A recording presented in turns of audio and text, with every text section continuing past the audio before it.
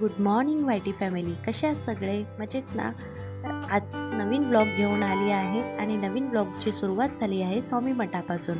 तर स्वामींच्या मठात सप्ताह चालू झाला आहे. आज आहे सप्ताहाचा दुसरा दिवस आहे गणेश याग. तर गणेश यागाबद्दल काय काय नवीन कार्यक्रम आज होणार आहेत ते मी तुम्हाला ह्या ब्लॉगमध्ये दाखवणार आहे.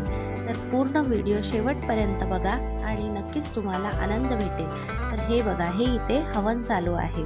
असेच नवनवीन कार्यक्रम चालू असतात. शेवटपर्यंत बघा आणि आनंद घ्या, स्वामींचं दर्शन घ्या.